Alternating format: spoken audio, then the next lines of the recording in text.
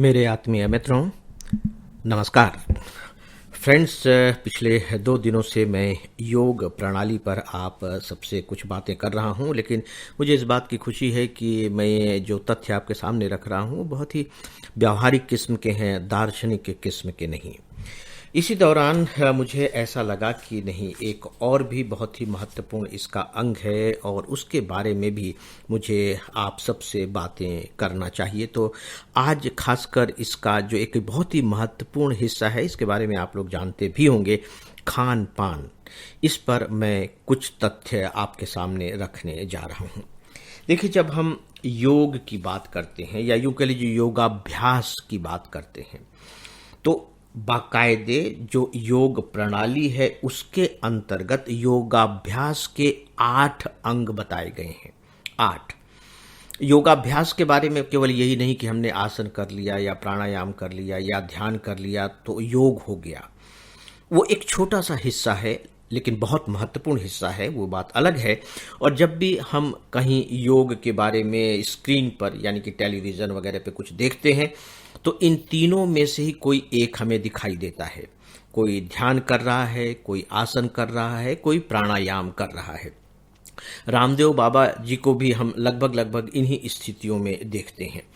तो हमारे दिमाग में यह बात बैठ सी गई है कि बस यही योग है। नो डाउट कि जब हम एक्शन पर आते हैं तो यही योग है, लेकिन इसके और भी बहुत ही महत्वपूर्ण 5 अंग हैं और उनके बिना फिर यह योग अधूरा रह जाता है। इसमें कुछ तो 1-2 ऐसे हैं जो आप कह लीजिए कि व्यावहारिक स्तर पर उपयोग में नहीं लाए जा सकते, लेकिन फिर भी यहाँ मैं ये जो 8 अंग हैं पहले आपके सामने रखना चाहूँगा। यम, मैं इनकी व्याख्या नहीं कर रहा हूँ, बस आप थोड़ा सा सुन लीजिए। यम, नियम, आसन, प्राणायाम, प्रत्याहार, धारणा, ध्यान और समाधि, ये 8 अंग हैं। तो आप देखिए कि किस तरीके से जो शुरुआत की गई है यम नियम से की गई है। यम और नियम। तो चलिए हम इसके बहुत ही दार्शनिक या यूँ कह लीजिए कि क्लासिकल साहित्यिक व्याख्या पर नहीं जाते। मैं विशेष रूप से यहाँ आप सबसे नियम के अंतर्गत जो बातें बहुत ही महत्वपूर्ण होती हैं हमारे शरीर के लिए, हमारे मन के लिए भी, उन्हें आपसे शेयर कर रहा हूँ। और स्पेशली मेरा जोर अभी फ़िलहाल जिस तथ्य पर है वो है कि हमारा खान पान कैसा होना चाहिए। दोस्तों, मैंने ऐसे बहुत से लोगों को देखा है जो बाकायदे योग करते हैं, ध्यान भी करते हैं, आसन भी करते हैं, बाकायदे योग की जो प्रणालियां हैं करते हैं और नियम से करते हैं। कुछ लोग तो ऐसे हैं जो नियमित रूप से योग के जो आश्रम बने हुए हैं या जो केंद्र बने हुए हैं वहां जाते हैं, सीखते हैं और अभ्यास करते हैं, राइट।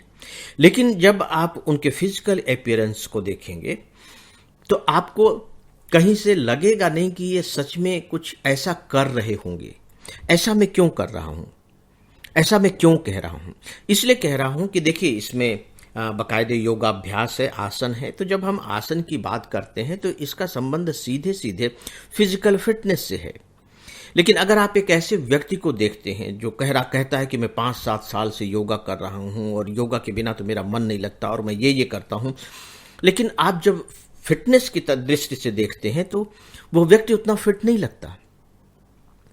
शरीर मोटा है, गठन सही नहीं है।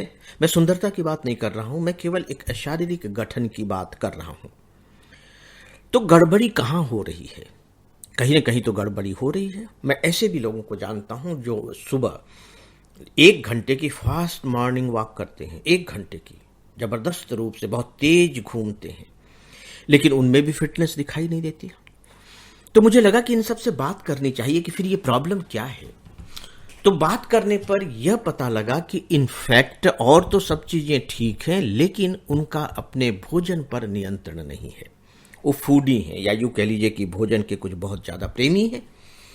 जैसे ही भोजन देखा वो अपने आप को रोक नहीं पाते। देखने की तो बात ही अलग, अगर सोच भी लिया तो फिर अंदर एक इतनी बेचैनी से महसूस करते हैं कि नहीं, अगर भोजन नहीं मिलेगा तो वो कुछ कर ही नहीं पाएंगे। बिल्कुल बेचैनी, जैसे कि किसी को ड्रग का कोई एडिक्शन हो गया हो, उस तरह का भोजन का एडिक्शन। और फिर जब वो भोजन भी करेंगे तो उसका संबंध केवल मात्रा से नहीं है कि वो ज़्यादा भोजन कर रहे हैं, उसका संबंध हो जाता है उनके अपने स्वाद से कि उन्हें क्या पसंद है। कुछ को तली चीज़ें पसंद हैं, कुछ को मीठा बहुत ज़्यादा पसंद है, तो इस तरह की चीज़ें फिर खाने में वो कोई परहेज नहीं करते। और उनके सबकॉन्शियस माइंड में ये बैठा रहता है कि कोई बात नहीं, हम खा रहे हैं ना, हम आसन भी करते हैं, हम मॉर्निंग वॉक भी करते हैं, वो पच जाएगा। ठीक है, कुछ सीमा तक तो पच गया, लेकिन शरीर में भी तो लग रहा है। तो एक प्रकार से जो संतुलन होना चाहिए जीवन का, जिसे आप नियम कह सकते हैं, वह वहां दिखाई नहीं देता। तो दोस्तों ठीक है, ये मैं मानकर चलता हूं कि योगाभ्यास करने के कारण वो उतने बड़े शारीरिक संकट में नहीं फंसेंगे जितने कि अन्यथा वो फंस सकते हैं, क्योंकि वो योगाभ्यास कर रहे हैं। लेकिन उसका पूरा लाभ उन्हें नहीं मिल पा रहा है, क्योंकि वे भोजन पर नियंत्रण नहीं रख पा रहे हैं। तो दोस्तों, हमें हमेशा अपने खान पान पर नियंत्रण रखने की कोशिश करनी चाहिए। कोशिश ही नहीं करनी चाहिए, नियंत्रण रखना ही चाहिए। और इसके बारे में मुझे नहीं लगता कि बताने की कुछ ज़रूरत है। तो दोस्तों, आज बस इतना ही।